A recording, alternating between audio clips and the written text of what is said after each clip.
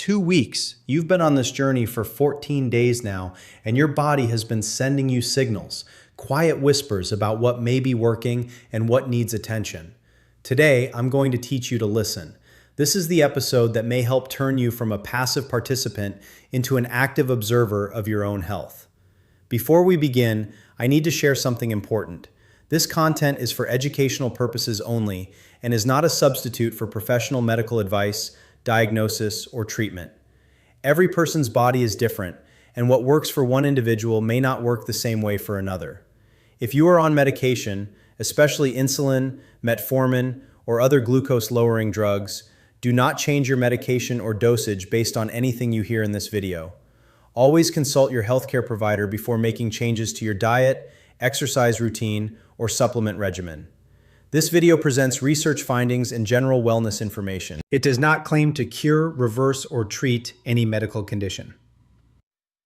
Welcome back to the Smart Meal Plan. I'm your guide, and this is day 14 of our 30-day journey. If you're new here, this isn't just a diet plan. It's an educational, research-backed, meal-by-meal approach designed to help you explore how food may support better blood sugar management. If you haven't watched days 1 through 13, go back. Each day builds on the last. Links in the description. Today's topic, reading your body, 5 signals and the protein loading technique. Trust me, you want to watch this all the way through. I want you to think back to 14 days ago. Who were you then? What did you know about your own metabolism? About insulin resistance? About the potential power of food to support metabolic health? You may be a different person now. Your cells may have been adapting, your gut bacteria may have been shifting, your inflammatory markers could be changing. And today, I'm going to show you how to read the signals your body may be sending. 5 areas to pay attention to on your metabolic journey. Let me start with the research, because understanding why you're eating what you're eating is what makes this approach different from every other meal plan. Your body may constantly send signals about blood sugar status, but many people don't know how to read them. 5 areas worth paying attention to. Excessive thirst that doesn't resolve with water. Brain fog or inability to concentrate within 30 to 60 minutes of eating. Skin tags appearing on neck or armpits. Dark patches on skin folds known as acanthosis nigricans. And recurring infections or slow wound healing. If you notice these, it's worth discussing with your doctor. Let that sink in. This isn't my personal opinion.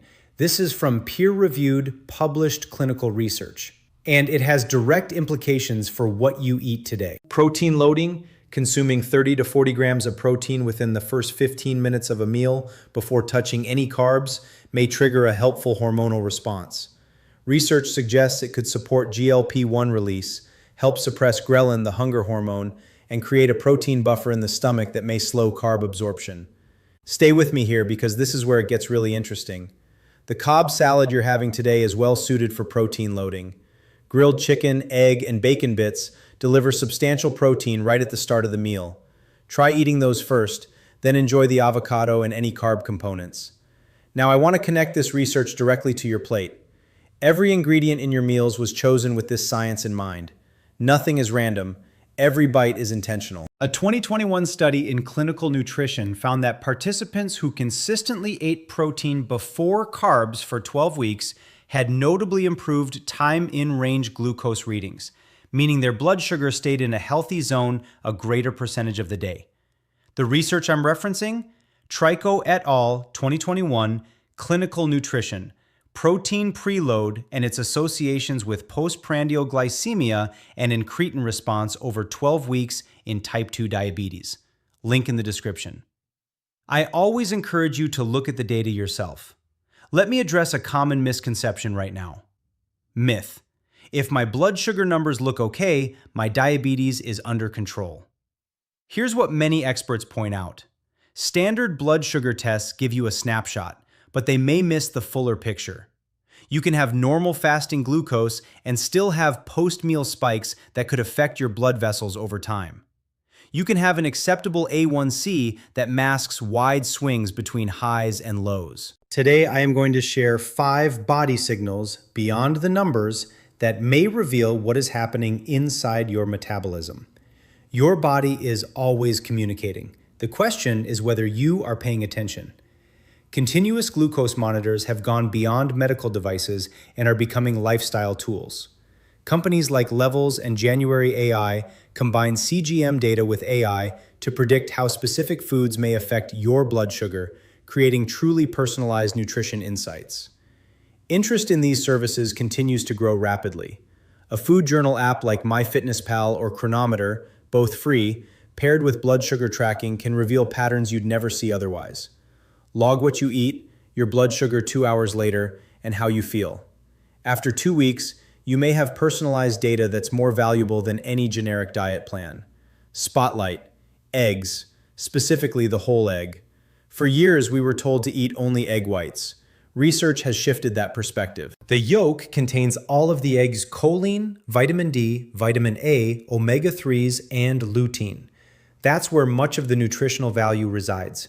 A 2019 study in the American Journal of Clinical Nutrition found that whole egg consumption was associated with improved HDL cholesterol function and had no negative effect on LDL in people managing diabetes.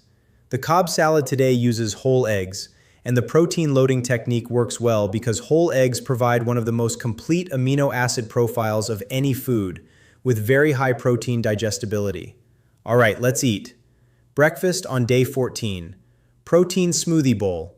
Protein powder, frozen berries, almond butter, granola. For your 2-week checkpoint breakfast, we are using the protein loading technique I mentioned in today's science segment. Notice the protein content is front-loaded. Eggs and lean turkey come first, followed by vegetables, with the complex carbohydrate component last. This eating order may help trigger GLP-1 and GIP, the incretin hormones that could help prepare your pancreas for incoming glucose. By the time the carbohydrate reaches your bloodstream, your insulin response may already be primed and ready. Research suggests this protein-first approach could reduce your post-breakfast glucose spike meaningfully compared to eating the same foods in a different order. Today's cooking tip is about meal prep efficiency for the second half of your 30-day journey. Batch cooking can be your best friend. Spend 2 hours on Sunday preparing key components. Roast a large tray of mixed vegetables, cook a big batch of quinoa or brown rice, grill several chicken breasts, and prepare 2 or 3 dressings. Store everything in glass containers. Glass containers with snap-lock lids keep food fresh for 5 days. Label each container with the day it was prepared. This single habit may help eliminate the #1 reason people fall off meal plans: decision fatigue. By now, your body may be adapting. Many people report less hunger between meals, more stable energy, and diminishing cravings around this point. That's not willpower. It may be biology. Your insulin efficiency, gut bacteria, and hunger hormones could be finding a new equilibrium. Trust the process. Before we get to lunch, let me tell you about today's exercise. It's specifically chosen to complement the science we just discussed. Today's exercise: HIIT for blood sugar, low impact version. Best time: before lunch, 15 to 18 minutes. High intensity interval training may be effective for blood sugar management, and we're doing a joint-friendly version. 3-minute warm-up marching in place, then 6 rounds of 30 seconds of harder effort. Choose speed squats, fast marching with high knees, standing mountain climbers, or rapid step touches, followed by 90 seconds easy walking in place. Cool down, 3 minutes of gentle stretching. Total, 16 minutes. Intensity is relative to you. Hard means you feel challenged, whatever that looks like. The science behind this: HIIT creates an afterburn effect called EPOC, excess post-exercise oxygen consumption, that may keep your metabolism elevated for hours afterward. A 2020 meta-analysis in the British Journal of Sports Medicine found that HIIT was associated with HbA1c reductions of about 0.53%, which in that analysis was more than what was observed with moderate continuous exercise and required less time. Remember, exercise for people managing blood sugar isn't just about burning calories. It's about creating glucose disposal pathways. When you move, your muscles can absorb glucose from your blood through processes that may not fully require insulin. Always check with your doctor before starting a new exercise routine, especially if you're on insulin or medications that can cause low blood sugar.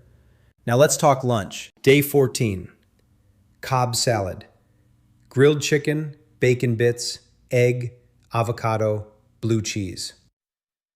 This lunch uses the protein loading technique in a practical way. Notice the grilled chicken or fish is portioned separately from the grains and vegetables. Start by eating all of your protein, then move to the non-starchy vegetables, and finish with any grain or starchy component. Research suggests this simple reordering of the same foods could reduce your post-lunch glucose spike meaningfully. If you only remember one thing from today's episode, let it be this eating order. It costs nothing, takes no extra time, and the research behind it is compelling. Practical tip: eat slowly. Research suggests that fast eaters may have significantly higher diabetes risk than slow eaters. Chewing thoroughly may help release satiety hormones and give your brain time to register fullness. Aim for 20 minutes minimum per meal. Today's snack: string cheese plus handful of grape tomatoes. This isn't mindless snacking. It's strategic metabolic support, timed for mid-afternoon, 3 to 4 hours after lunch, to help prevent the blood sugar dip that may trigger poor dinner choices.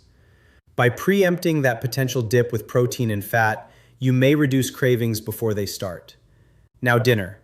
Day 14, shrimp and vegetable skewers with brown rice pilaf. As you eat dinner tonight, I want you to practice the body awareness skills we discussed today. Notice your satiety signals, the subtle feeling of fullness that comes about 15 to 20 minutes after you start eating. Most people eat past this point because they eat too fast. Tonight, put your fork down between every 3 bites. Take a sip of water. Notice how your body feels. Research suggests this mindful eating practice may help reduce total calorie intake and could improve post-meal glucose readings. Your body may know when it has had enough, and tonight, practice listening. Research suggests insulin sensitivity tends to decrease between morning and evening. The same meal that barely raises blood sugar at 8 a.m. may have a notably larger impact at 8 p.m. That's why dinner is moderate in carbs, rich in protein and non-starchy vegetables. Try to eat at least 3 hours before bed. And the post-dinner walk is highly recommended. Research suggests even 10 minutes may help reduce your post-dinner spike. Plates in the sink, shoes on, walk around the block. Today's nutritional breakdown: 1,500 calories total. Protein, 104 grams. Carbs, 100 grams. Fat, 72 grams. These macros are designed with type 2 diabetes management in mind. You should not feel hungry or deprived. If you do, add more vegetables and protein. Always consult your healthcare provider about the right caloric intake for your individual needs. If you're monitoring your blood sugar, and I encourage you to discuss a monitoring plan with your doctor, here are today's key testing moments. Fasting before breakfast, 2 hours after breakfast, and 2 hours after dinner. These 3 data points tell you how your body responded to today's meals. Write them down. Over 30 days, the patterns become incredibly informative. If you're on insulin or medications that can cause hypoglycemia, be especially attentive when changing your diet or exercise routine. Always have a fast-acting glucose source available. Your safety comes first. The protein loading technique is embarrassingly simple to implement. You don't need special foods or complicated planning. Just look at your plate and eat in this order. Protein first, vegetables second, carbs and starches last. That's it.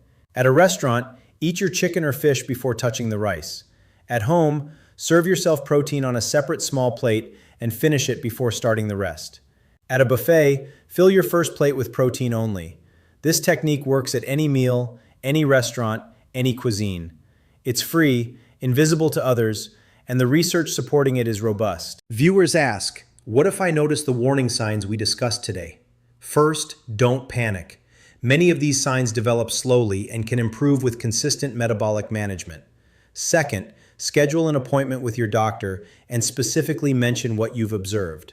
Third, continue following the meal plan and exercise protocol. These lifestyle factors are the foundation of improvement, regardless of what your doctor recommends. Fourth, track the changes over time. Take photos, keep notes. Progress is often invisible day to day, but obvious month to month. What to be mindful of today: blue cheese dressing in large amounts. Use 1 to 2 tablespoons max. Ranch and creamy dressings often contain added sugar. Croutons from refined white bread. Ask for none or choose whole grain alternatives. Eating carbs first at any meal today. Practice protein first at every single meal. Ignoring body signals. If you're experiencing any of the 5 warning signs, consider scheduling a doctor visit. You don't need to be perfect, you need to be consistent. Follow this plan most of the time, and you may see meaningful results. Every healthy choice is a deposit in your metabolic bank account, and those deposits can compound over time. We are 2 weeks in, and I want to celebrate that. Drop a comment right now telling me one specific change you have noticed since starting this plan. It could be physical, mental, emotional, anything. Better blood sugar numbers, more energy, better sleep, less brain fog. Your progress story is not just motivating for you, it inspires everyone in this community. Let us hear it. Your 2-week checkpoint takeaways. First, your body may send 5 key signals about blood sugar status that go beyond meter readings, including skin changes, energy patterns, healing speed, vision clarity, and mood stability. Second, the protein loading technique. Eating protein first at every meal has been associated with reduced post-meal glucose spikes through incretin hormone support. Third, 2 weeks of consistent anti-inflammatory eating may have already begun influencing your cellular environment. Fourth, mindful eating and body awareness are approaches supported by clinical research, not just wellness trends. Fifth, track your progress holistically. Numbers matter, but how you feel matters equally. That wraps day 14. We went deep into body awareness, subclinical indicators, and protein loading strategy, the research, why it matters for blood sugar, and how every meal today is designed around this science. Remember, everything I shared today is educational. Your body is unique. What works for one person may not work identically for another. Always partner with your healthcare provider when making changes to your diet, exercise, or supplement routine, especially if you're on medication. Day 15 marks the halfway point of our 30-day journey, and I have something special planned. I'm going to share what many researchers consider one of the most underused blood tests in metabolic health, a test that may help predict diabetes trajectory years in advance.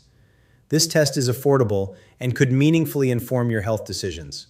Plus, the pan-seared sea bass dinner is going to be delicious. Day 15 is one you won't want to miss. If this helped you, if you learned something new, hit like. It's free, takes 1 second, and helps the algorithm show this to other people who may benefit. Subscribe and hit the notification bell so you don't miss a single day. Drop your biggest takeaway in the comments. I read every single one. Remember, every meal is a choice. Every choice sends a signal to your body. You are not powerless against this condition. You are informed by research, equipped with a plan, and supported by a community. I'll see you tomorrow on day 15. Until then, eat well, move well, live well.